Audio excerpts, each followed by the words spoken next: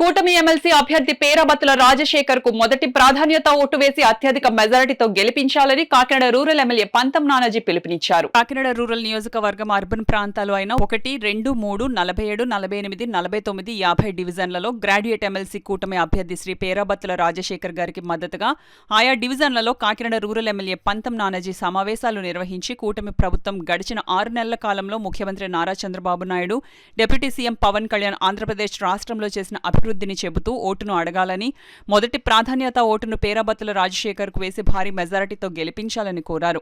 Kakinada rural ఎన్నికల పరిశీలకులు రాష్ట్ర సెట్టిబలిజ కార్పొరేషన్ చైర్మన్ కుడిపూడి సత్యబాబు, రాష్ట్ర టీడీపీ నాయకులు వివై దాసు, నూరుకుర్తి వెంకటేశ్వరరావు, కడలి ఈశ్వరి, రంభాల వెంకటేశ్వరరావుతో కలిసి కాకినాడ రూరల్ ఎమ్మెల్యే పంతం నానాజీ ప్రచారం నిర్వహించారు.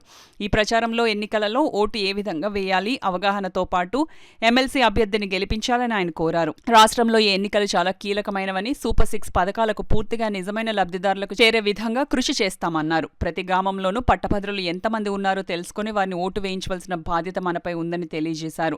ఈ కార్యక్రమంలో స్థానిక కూటమి నాయకులు, కార్యకర్తలు, పట్టభద్రులు, రాష్ట్ర జిల్లా, మండల, గ్రామస్థాయి నాయకులు, వీర మహిళలు పాల్గొన్నారు.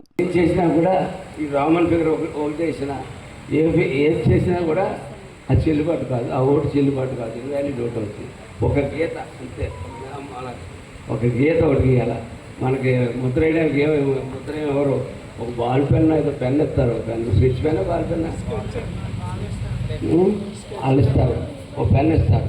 ఆ పెన్ తోటి ఒకటి గీత ఒక గీత గీయాలంటే అది ప్రతిసారి కూడా ఎందుకో చదువుకున్న వాళ్ళు అందరూ కూడా ఆ గెలుపులోకి ఆ మిస్టేక్ అవుతుంది, నాకు ఇబ్బంది పడుతూ ఉన్నారు.